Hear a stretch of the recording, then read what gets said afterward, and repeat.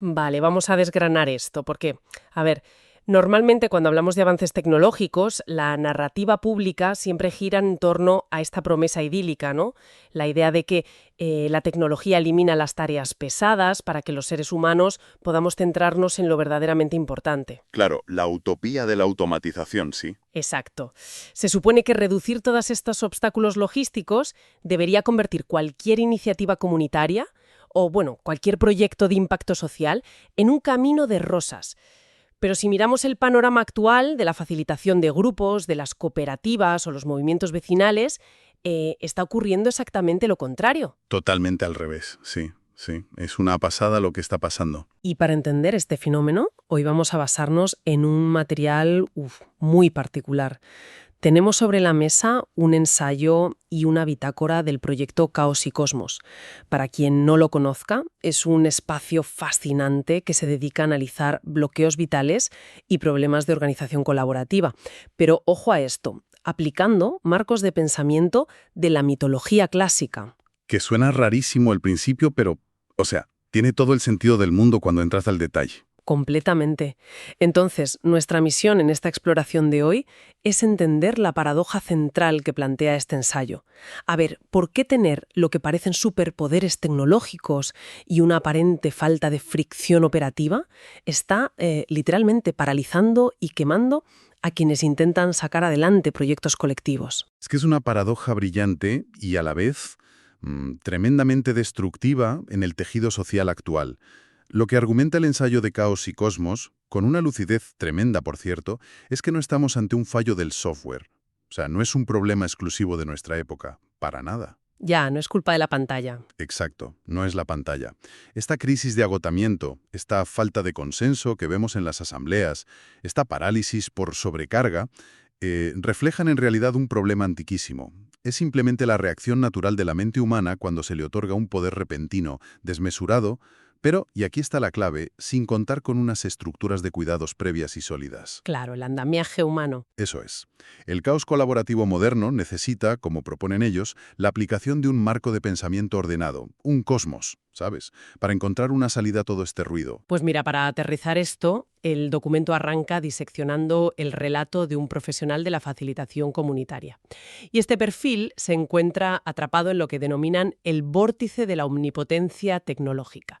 Y el diagnóstico, tela con el diagnóstico, es muy revelador. Sí, el caso práctico es brutal. De repente, usando modelos generativos de código abierto y herramientas éticas de inteligencia artificial, esta persona relata un estado de auténtica excitación febril. O sea, tareas de coordinación que hace un par de años, requerían meses de trabajo asambleario. Hablamos de redactar actas, diseñar propuestas de financiación, montar la logística de un evento vecinal. Pues ahora todo eso se puede generar y estructurar en cuestión de horas. Claro, el andamiaje logístico te aparece casi por arte de magia delante de las narices. Es una locura. Pero claro, la reacción emocional a esa inmediatez no es el alivio, que es lo que cabría esperar, ¿no? ¿Qué va, qué va? Es un pánico profundo.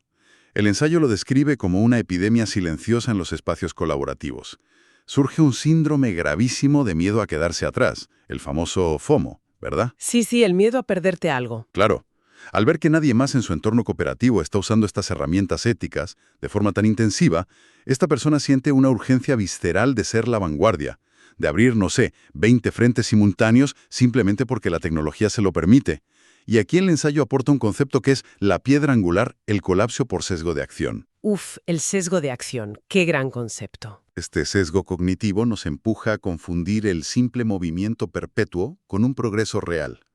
O sea, te crees que tienes tracción comunitaria porque generas 10 documentos en una tarde. Y te da la ilusión óptica de estar avanzando.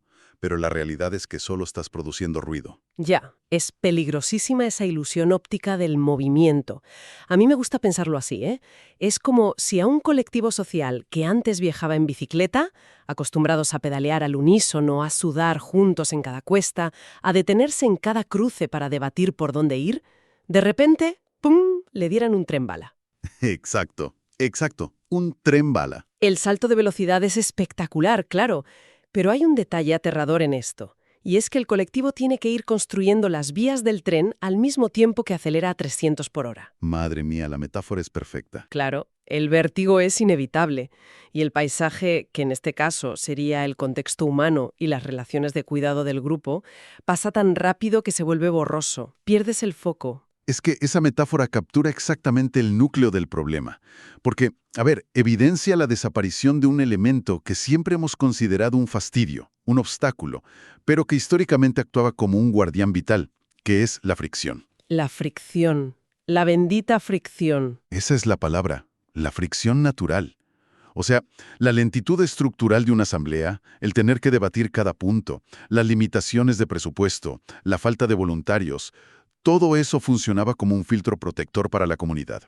Ese filtro literalmente obligaba a los grupos a priorizar de manera implacable. Porque no te quedaba otra. Claro, cuando el tiempo y los recursos son escasos, un colectivo solo apuesta por la iniciativa que verdaderamente importa, la que tiene un consenso real y profundo.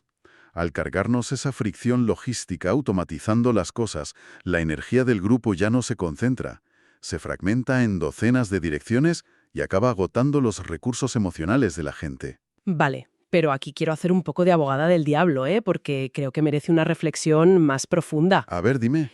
Si pensamos en el objetivo último de cualquier movimiento social o cooperativa, que suele ser generar un impacto positivo, tejer redes de apoyo, no sé, resolver urgencias de vivienda o alimentarias, la lógica nos dice que eliminar las barreras de tiempo debería ser una noticia extraordinaria. Bueno, sobre el papel sí. Claro, si retenemos la capacidad técnica de organizar 10 campañas de apoyo mutuo en el mismo tiempo que antes nos costaba montar una sola, cuesta entender a primera vista por qué esa eficiencia se vuelve una condena. O sea, la causa, la urgencia social, parece justificar la velocidad, ¿no? Ya es una deducción hiperlógica.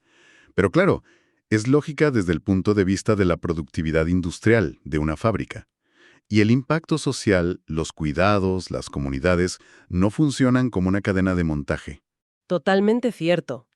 Y es justo aquí donde el análisis de Caos y Cosmos hace un movimiento conceptual que me parece brillante. Miran hacia la antigüedad clásica para desenredar esta hiperactividad nuestra. El ensayo recurre a una de las fábulas más precisas sobre el descontrol que se han inventado jamás, el mito de Faetón. Ay, me encanta esta parte. Nos piden que olvidemos esa visión infantil que tenemos de las túnicas, las nubes y las deidades, y que analicemos el relato como un caso de estudio riguroso sobre la asimetría entre la potencia tecnológica y la madurez estratégica. Es que el paralelismo es asombroso. A ver, Faetón descubre que su padre es Helios, el mismísimo dios del sol, y de repente siente una necesidad imperiosa de demostrar lo que vale frente a sus colegas. De hecho, el ensayo lo cataloga, y me hizo mucha gracia, como el caso cero de FOMO en la historia de la humanidad. Total, el primer ataque de FOMO documentado, sí. Literal. Entonces, impulsado por esa inseguridad, Faetón le exige a su padre un privilegio loquísimo que es tomar las riendas y conducir el carro del sol durante un día. Ojo al atrevimiento. Y la respuesta de Helios es un manual de advertencias sobre el riesgo tecnológico. El padre, aterrorizado, intenta disuadirlo explicándole la cruda realidad. Le dice que el carro no es un simple coche, sino la tecnología más inestable y destructiva de todo el cosmos, que los caballos son entidades inmortales que respiran fuego y que la trayectoria en el cielo es increíblemente estrecha. Necesitas un equilibrio perfecto para no quemar la Tierra ni congelarla. ¿Pero Faetón le da igual? Le da exactamente igual. Está completamente cegado por la soberbia y las ganas de destacar. Ignora el contexto, se sube y toma las riendas. Y fíjate lo que resulta fascinante aquí, es el momento exacto en el que el carro inicia el vuelo. Ahí es donde reside la verdadera lección de diseño organizacional del mito. Porque los caballos, justo en el instante en que sus pezuñas dejan el suelo, perciben algo anómalo. Sienten que el carro está demasiado ligero. Demasiado ligero. Claro. Y la genialidad del mito es que no hablan de una falta de peso físico del chaval, sino a la ausencia de peso estratégico. Qué bueno. Falta la autoridad gravitatoria, la concentración extrema, la madurez del conductor original. Los caballos, que son pura potencia, detectan que las riendas están flojas en unas manos inexpertas y sencillamente se desbocan, abandonan la ruta de consenso. Vuelan altísimo y congelan medio planeta. Y luego caen en picado y calcinan los continentes. Es decir, el poder ilimitado, sin una directriz madura y restrictiva, se traduce en un caos sistémico. Y claro, aquí es donde se pone realmente interesante, porque el desenlace de ese caos requiere una intervención externa, y es una intervención catastrófica. Zeus ve que el ecosistema entero se va al garete, que el carro no tiene frenos internos y se ve obligado a fulminar a Faetón con un rayo. Un rayo en toda regla, sí. Si llevamos esto al diagnóstico del ensayo, la analogía es de una precisión quirúrgica. Ese carro del sol representa los modelos de inteligencia artificial o cualquier herramienta de hiperproductividad comunitaria. Tu capacidad de ejecución técnica pasa de 0 a 100 en 2 segundos. Pero si las riendas del proyecto recaen sobre alguien sin peso estratégico, los proyectos salen disparados en direcciones caóticas. Exacto. Se lanzan decenas de cosas que acaban congeladas por falta de seguimiento o quemando a quienes las sostienen. Y ese rayo de Zeus, para mí, es el hallazgo conceptual más potente del texto. Ese rayo que fulmina a Faetón para frenar el desastre es el equivalente exacto al síndrome de desgaste profesional, al burnout. Totalmente. Es el burnout. Cuando un colectivo no se pone sus propios límites frente a esa omnipotencia tecnológica, la biología humana te acaba imponiendo un límite externo y muy violento. Te fundes. El ecosistema humano que sostiene a ese activista acaba calcinado.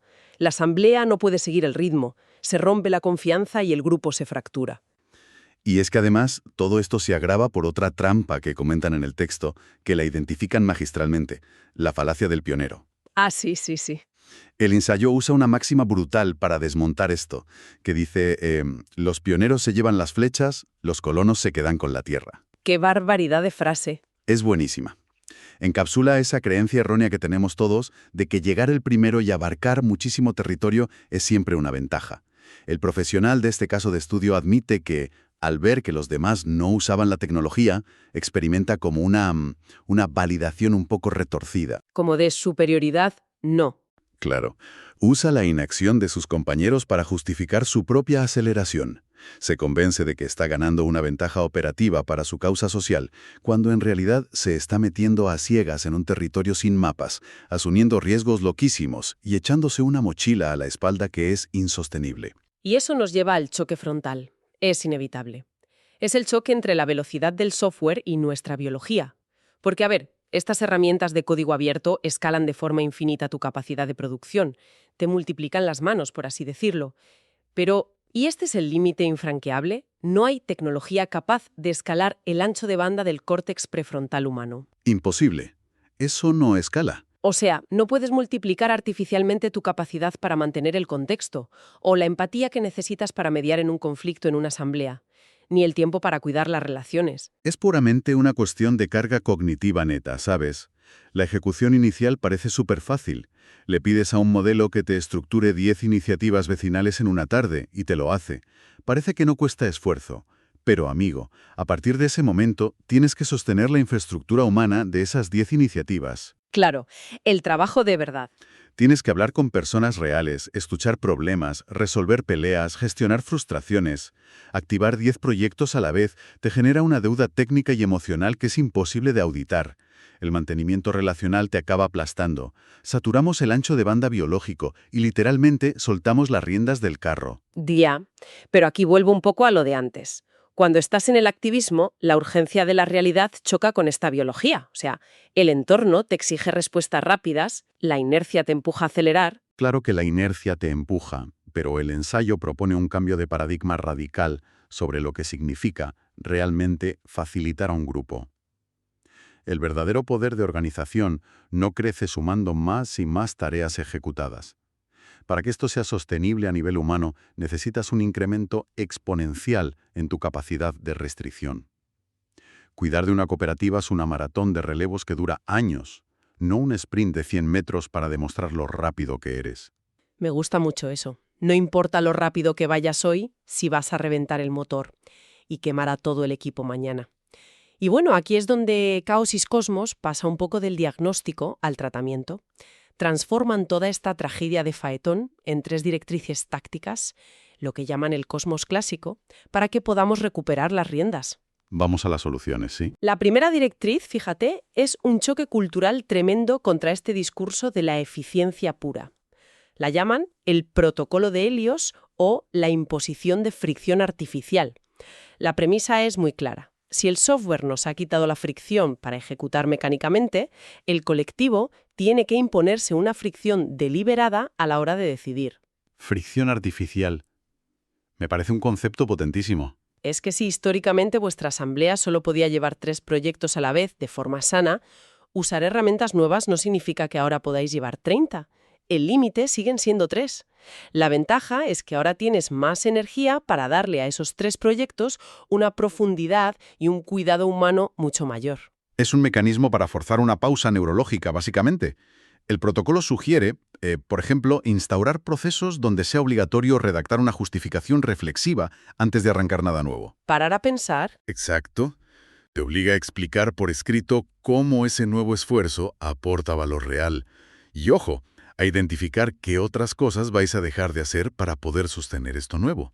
Ese paso tan tonto saca a tu mente de ese estado reactivo de FOMO y te conecta con el pensamiento estratégico. Esa fricción artificial es un escudo contra el desgaste. Y ese escudo nos lleva directos al segundo punto, que llaman la vía del zodíaco. En el mito original, Helios le dice a Faetón que no se desvíe de las marcas que han dejado las ruedas del carro en el cielo. Bueno, pues en un proyecto colaborativo, esas marcas son la estrella polar del grupo, el objetivo innegociable. La misión central, claro. Eso es. Frente a esta lluvia constante de ideas geniales, que ahora podemos lanzar en 5 minutos, el colectivo tiene que ponerse firme y preguntarse, a ver, ¿esta nueva propuesta acelera y mejora de verdad nuestra misión de cuidados? Si la respuesta es vaga o es ambigua... Es un caballo desbocado. Exacto. Es un caballo desbocado y hay que soltarlo inmediatamente.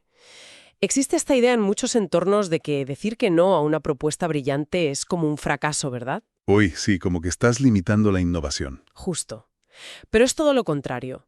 Aprender a rechazar ideas fáciles de ejecutar es la prueba empírica de mayor madurez en la facilitación. No la descartas porque sea mala, sino porque amenaza el rumbo de todo el colectivo. Completamente de acuerdo. Y eso enlaza con la tercera directriz que pide un cambio de identidad brutal. Desmitificar al pionero. Consiste en abandonar esa exploración compulsiva para centrarnos en la sostenibilidad estructural. ¿Olvidarse de llegar el primero? Eso es. Renunciar a esta carrera agotadora de ir plantando banderitas en 10 islas distintas, saltando de tendencia en tendencia. Las comunidades que verdaderamente cambian las cosas no premian a la persona que inicia 100 proyectos de forma superficial. El tejido social respeta y se nutre del que construye estructuras duraderas en un solo terreno. Asentar el terreno. Claro, dejar de colonizar nuevos frentes para usar tu capacidad técnica en consolidar lo que ya tienes. Crear un espacio seguro, resolver un problema de raíz, sin depender de que los fundadores se sacrifiquen hasta reventar. Oye, analizando todo esto, es súper natural preguntarse por el impacto emocional de estas medidas en un grupo que está lleno de ganas de cambiar el mundo. O sea, alguien podría decir, a ver, imponer fricción artificial, reducir el número de proyectos, poner límites tan rígidos. ¿No puede sofocar la innovación social o frustrar a la gente? Ya es el temor clásico. Pero la evidencia en dinámicas de grupo nos dice justo lo opuesto. Los límites no asfixian la creatividad, la protegen del caos ambiental. O sea, la creencia de que no tener fronteras fomenta la innovación es un espejismo hiperpeligroso. La verdadera creatividad transformadora solo florece en un cosmos ordenado. Donde hay seguridad. Exacto, donde hay seguridad psicológica y nadie tiene miedo a colapsar por agotamiento. Cuando el terreno está bien delimitado, el grupo se permite profundizar, cuidar las relaciones y experimentar sin miedo a cargarse la base entera del proyecto. Madre mía, la verdad es que es un recorrido de una profundidad inmensa. Hemos partido de esta intoxicación por la velocidad, ¿no? De cómo la falta de fricción nos genera esta ilusión de omnipotencia. Hemos vuelto al pobre Faetón para entender que el peligro real no es usar la tecnología, sino subirse al carro sin el peso estratégico necesario para no quemar a la gente. Total. Y al final hemos visto estas tácticas para construir frenos internos, fricción artificial, buscar nuestra estrella polar y olvidarnos de la falacia del pionero para priorizar lo que de verdad sostiene a la comunidad. Es que la lección que deja este análisis de caos y cosmos hay que grabársela a fuego. La tecnología, me da igual lo rápida o accesible que sea, Siempre va a ser únicamente el vehículo, nunca puede sustituir al destino. ¡Qué gran frase! Alcanzar la maestría en organizarnos implica aceptar una verdad muy incómoda. Y es que el hecho de que hoy podamos ejecutar 1000 acciones a la vez, casi sin esfuerzo, no significa, en ningún caso, que a nivel humano y social debamos hacerlo. Y esa es, sin duda, la clave de bóveda de toda esta exploración de hoy. Nos devuelve a esa imagen del colectivo pedaleando juntos en la bici frente al abismo del tren bala. Si todo este ecosistema de herramientas está diseñado milimétricamente para borrar cualquier rastro de fricción, de pausa o de lentitud operativa, pues resulta vital pararnos a pensar. Fundamental. Pararnos a pensar en qué otras dimensiones de la experiencia humana estamos borrando por accidente, qué procesos de consenso profundo, qué debates en asamblea, qué conversaciones que son necesarias para cuidarnos estamos sacrificando en el altar de la eficiencia simplemente porque, exigían un poco de tiempo, de tolerancia y de diálogo. Hay que dar esa reflexión.